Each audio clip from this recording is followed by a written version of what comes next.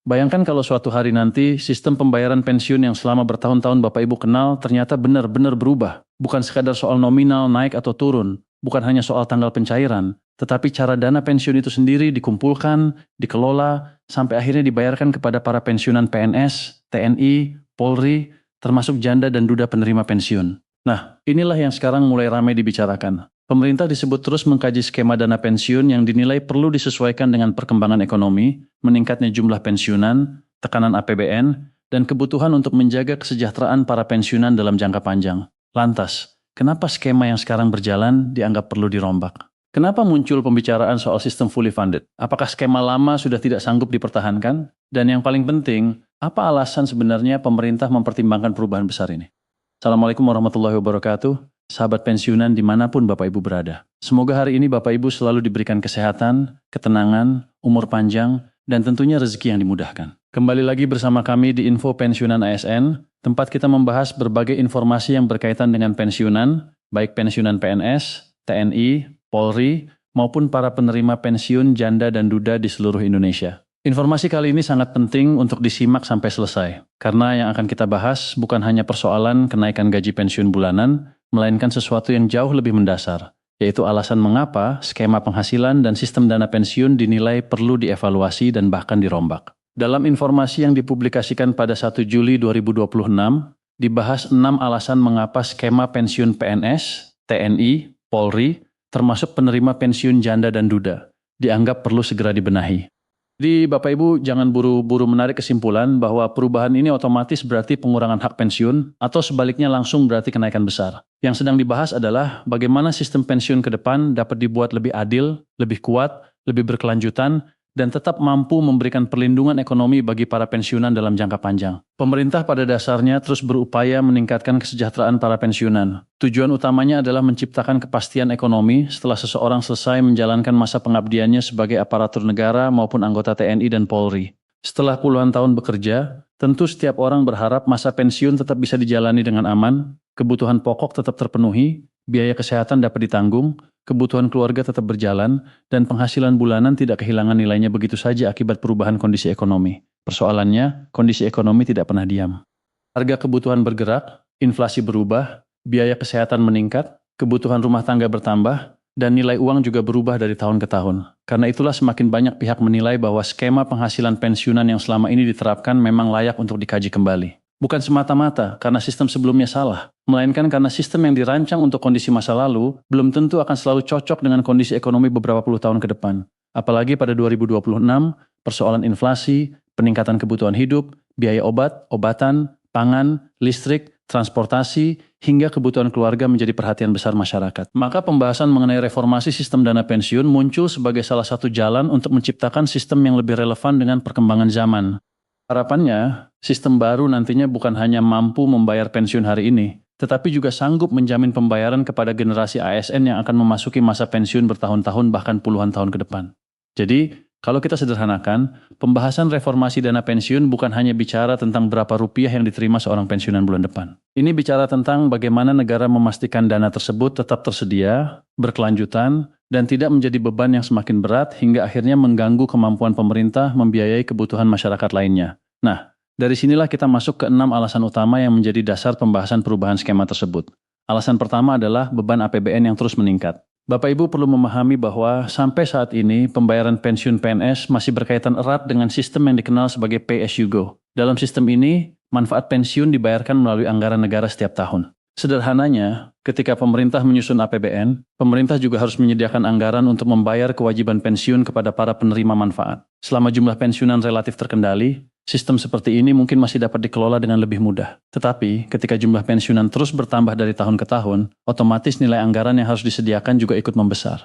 Nah, disinilah tantangannya. Pemerintah harus tetap membayar pensiun, tetapi pada waktu yang sama, pemerintah juga harus menyediakan anggaran untuk pendidikan, kesehatan, infrastruktur, bantuan sosial, pertahanan, pembangunan daerah, subsidi, dan berbagai program nasional lainnya. Jadi semakin besar kewajiban pembayaran pensiun yang harus langsung ditanggung APBN, semakin besar pula bagian anggaran negara yang harus dialokasikan untuk kebutuhan tersebut. Itulah salah satu alasan mengapa pemerintah mulai memikirkan skema yang dapat mengurangi ketergantungan penuh terhadap APBN dalam jangka panjang. Sekali lagi, bukan berarti pemerintah ingin menghilangkan kewajiban terhadap pensiunan. Justru persoalan utamanya adalah bagaimana kewajiban tersebut bisa tetap dibayar dengan aman dalam jangka panjang tanpa menimbulkan tekanan berlebihan terhadap keuangan negara.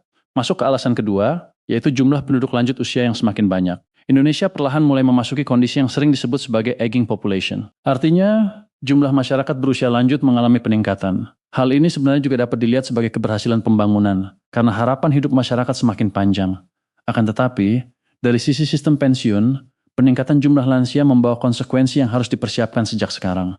Semakin banyak masyarakat yang mencapai usia pensiun, semakin banyak pula orang yang akan menerima manfaat pensiun. Kalau dulu jumlah pekerja aktif jauh lebih besar dibandingkan jumlah pensiunan, maka dalam jangka panjang perbandingan tersebut bisa berubah. Masa pensiun juga bisa berlangsung lebih lama, karena masyarakat hidup lebih panjang. Artinya, pembayaran pensiun tidak hanya dilakukan kepada lebih banyak orang, tetapi dalam beberapa kasus juga harus dilakukan dalam periode yang lebih panjang. Inilah alasan mengapa pemerintah tidak bisa hanya melihat kebutuhan hari ini. Skema pensiun harus dibuat dengan perhitungan puluhan tahun ke depan. Kalau perubahan baru dilakukan ketika tekanan sudah terlalu besar, risikonya justru jauh lebih berat. Oleh karena itu, peningkatan populasi lansia menjadi alasan kedua mengapa skema pensiun dianggap perlu dirancang ulang agar mampu menghadapi kondisi demografi Indonesia di masa depan. Kemudian kita masuk pada alasan ketiga, yaitu risiko fiskal jangka panjang. Istilah risiko fiskal ini mungkin terdengar cukup teknis, tetapi sebenarnya logikanya sederhana. Kalau setiap tahun jumlah kewajiban pembayaran pensiun meningkat dan hampir seluruhnya harus ditanggung dari anggaran negara, maka pemerintah harus terus menyediakan dana yang semakin besar. Kalau tidak dikelola dengan tepat, lama-kelamaan ruang fiskal pemerintah bisa semakin sempit. Apa maksud ruang fiskal? Sederhananya, ruang fiskal adalah kemampuan pemerintah menggunakan anggaran untuk membiayai berbagai kebutuhan negara. Misalnya membangun rumah sakit, sekolah, jalan, fasilitas umum, meningkatkan layanan kesehatan, menjalankan program perlindungan sosial, maupun membiayai program prioritas nasional lainnya. Kalau sebagian anggaran harus terus digunakan untuk menutup kewajiban yang semakin besar, pilihan pemerintah untuk membiayai program lain tentu menjadi semakin terbatas. Pemerintah menilai kondisi seperti ini harus diantisipasi lebih awal. Jangan sampai pada masa depan pembayaran pensiun menjadi kewajiban yang begitu besar, sehingga akhirnya menimbulkan tekanan terhadap sektor lain.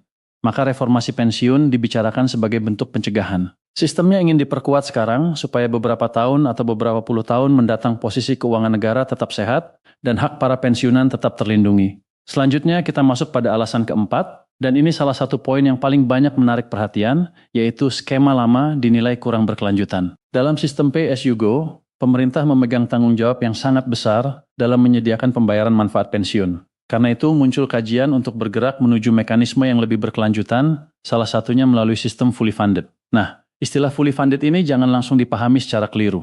Secara sederhana, ide dasarnya adalah dana pensiun dibangun melalui kontribusi atau iuran yang dikumpulkan selama seseorang masih aktif bekerja. Dalam skema yang banyak dibicarakan, pembentukan dana dapat melibatkan iuran bersama antara pemerintah dan ASN.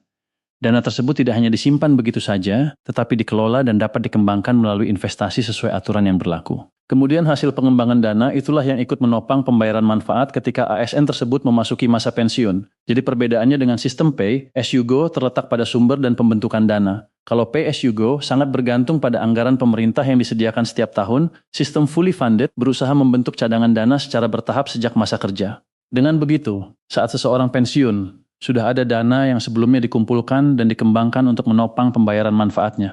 Dari sudut pandang keberlanjutan, mekanisme seperti ini dinilai memiliki potensi mengurangi tekanan langsung terhadap APBN. Tetapi tentu saja pelaksanaannya membutuhkan desain yang matang. Besarnya iuran, cara pengelolaan investasi, perlindungan dana, siapa pengelolanya, bagaimana jaminan terhadap risiko investasi, sampai bagaimana nasib peserta lama dan peserta baru merupakan hal yang harus diperhitungkan dengan sangat hati-hati. Jadi jangan sampai masyarakat hanya mendengar istilah fully funded, lalu langsung menganggap semua sudah diputuskan dan besok sistem langsung berubah. Yang sedang menjadi perhatian adalah gagasan perubahan menuju sistem yang dinilai lebih tahan dalam jangka panjang. Sekarang kita masuk ke alasan kelima, yaitu bagaimana sistem baru diharapkan dapat meningkatkan kekuatan dana pensiun melalui hasil investasi. Inilah salah satu kelebihan yang sering dikaitkan dengan sistem dana pensiun modern. Ketika dana dikumpulkan secara terencana dan dikelola dengan baik, dana tersebut berpeluang berkembang seiring waktu. Misalnya seorang ASN bekerja selama puluhan tahun. Selama masa kerja tersebut, dana pensiun dikumpulkan secara bertahap. Kalau dana itu hanya diam, nilainya bisa tergerus oleh inflasi. Namun jika dikelola melalui instrumen investasi yang diatur secara profesional dan hati-hati, terdapat peluang dana tersebut berkembang. Hasil pengembangan tersebut kemudian menjadi bagian yang mendukung manfaat pensiun pada masa mendatang. Dengan konsep seperti ini, pembayaran pensiun tidak lagi hanya menunggu berapa besar kemampuan APBN pada tahun tertentu, tetapi juga ditopang oleh dana yang sudah dibentuk sejak masa kerja. Harapannya, manfaat pensiun menjadi lebih terjamin dan sistemnya lebih mandiri. Namun sekali lagi, kata investasi tidak berarti tanpa resiko. Karena yang dibicarakan adalah uang pensiun masyarakat, pengelolaannya harus mengedepankan keamanan, transparansi, tata kelola, dan pengawasan yang sangat ketat. Masyarakat tentu tidak ingin dana yang dikumpulkan selama puluhan tahun justru ditempatkan pada investasi yang terlalu berisiko. Maka kalau skema fully funded benar-benar dikembangkan lebih jauh, isu tata kelola akan menjadi salah satu faktor terpenting. Tujuan akhirnya tetap sama, yaitu memastikan dana pensiun mampu tumbuh dan sekaligus tetap aman. Lalu kita sampai pada alasan keenam, yaitu penyesuaian dengan praktek internasional. Pemerintah juga melihat pengalaman berbagai negara yang sebelumnya sangat bergantung pada pembiayaan pensiun dari anggaran pemerintah, kemudian mulai beralih menuju mekanisme pendanaan yang lebih mandiri dan berkelanjutan. Mengapa banyak negara melakukan perubahan? Salah satu alasannya hampir sama dengan yang sedang dihadapi Indonesia, yaitu perubahan demografi, bertambahnya jumlah lansia, meningkatnya usia harapan hidup, serta besarnya kewajiban fiskal yang harus ditanggung negara. Karena itu beberapa negara mengembangkan sistem di mana dana pensiun dibangun sejak seseorang masih aktif bekerja, sehingga kewajiban di masa depan tidak seluruhnya harus dipenuhi dari anggaran pemerintah pada saat itu juga. Indonesia melihat pengalaman tersebut sebagai bahan perbandingan, bukan berarti sistem negara lain bisa langsung disalin mentah-mentah ke Indonesia. Kondisi ekonomi, struktur gaji ASN, jumlah pegawai, kemampuan APBN, karakteristik masyarakat, dan sistem jaminan sosial Indonesia tentu berbeda. Namun praktek internasional dapat memberikan gambaran mengenai bagaimana resiko fiskal dapat dikendalikan dan bagaimana dana pensiun bisa dikelola secara lebih berkelanjutan. Jadi kalau kita tarik benang merah dari 6 alasan tersebut, sebenarnya semuanya saling berkaitan. Beban APBN meningkat karena jumlah penerima pensiun bertambah. Jumlah penerima bertambah karena Indonesia memasuki era aging population. Kalau tren tersebut tidak diantisipasi, muncul resiko fiskal jangka panjang. Karena itu skema pay as you go dinilai perlu dievaluasi. Salah satu opsi yang dikaji adalah sistem yang lebih berkelanjutan, seperti fully funded. Melalui sistem tersebut, dana diharapkan dapat dikembangkan lewat investasi, sehingga tidak sepenuhnya bergantung pada APBN. Dan gagasan tersebut juga sejalan dengan langkah yang telah ditempuh sejumlah negara dalam memperkuat sistem pensiun mereka. Namun bagi Bapak Ibu pensiunan, ada satu hal yang sangat penting untuk dipegang. Setiap wacana reformasi tidak boleh langsung dianggap sebagai keputusan final sebelum ada aturan resmi yang menetapkan mekanismenya. Pembahasan mengenai perubahan skema dana pensiun adalah isu besar karena menyangkut jutaan orang, hak finansial masyarakat, APBN, serta keberlanjutan sistem dalam jangka panjang. Jadi prosesnya tentu membutuhkan kajian yang matang. Terlebih lagi, skema yang berlaku bagi ASN aktif yang baru memulai karir belum tentu diterapkan dengan cara yang sama kepada pensiunan yang sudah menerima manfaat saat ini. Detail transisi inilah yang nantinya sangat penting untuk diperhatikan. Karena itu Bapak Ibu tidak perlu langsung panik ketika mendengar kata perombakan. Fokus kita adalah memahami alasan pemerintah membahas perubahan tersebut. Pemerintah ingin menjaga kesejahteraan pensiunan, tetapi di sisi lain juga harus memastikan APBN tetap sehat. Pemerintah ingin pembayaran pensiun tetap berlangsung, tetapi juga harus mempersiapkan ketika jumlah pensiunan semakin banyak. Pemerintah ingin dana pensiun lebih kuat, tetapi pengelolaannya harus aman.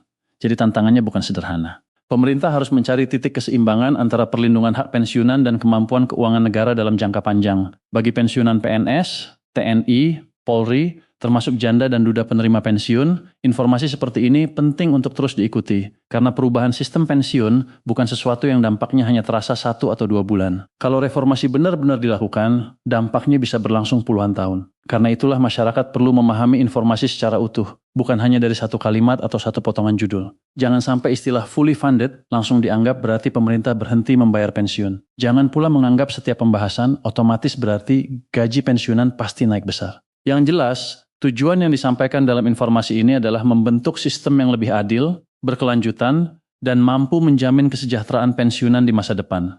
Jadi kesimpulannya Bapak Ibu, ada 6 alasan utama mengapa skema pensiun dinilai perlu dirombak. Pertama, beban APBN terus meningkat. Kedua, jumlah penduduk lanjut usia semakin besar sehingga penerima pensiun juga terus bertambah. Ketiga, ada risiko fiskal jangka panjang jika kewajiban pembayaran terus membesar tanpa perubahan sistem. Keempat, skema pay as you go dinilai kurang berkelanjutan sehingga pemerintah mengkaji mekanisme seperti fully funded.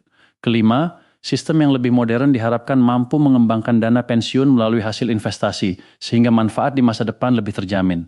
Dan keenam, Indonesia melihat praktik berbagai negara yang telah lebih dulu mengembangkan sistem pendanaan pensiun yang lebih mandiri untuk menjaga risiko fiskal. Jadi sekarang setidaknya kita sudah memahami bahwa perombakan yang dibicarakan bukan muncul tanpa alasan. Ada persoalan ekonomi, demografi, APBN, keberlanjutan dana, dan perlindungan kesejahteraan pensiunan yang semuanya harus dipikirkan secara bersamaan.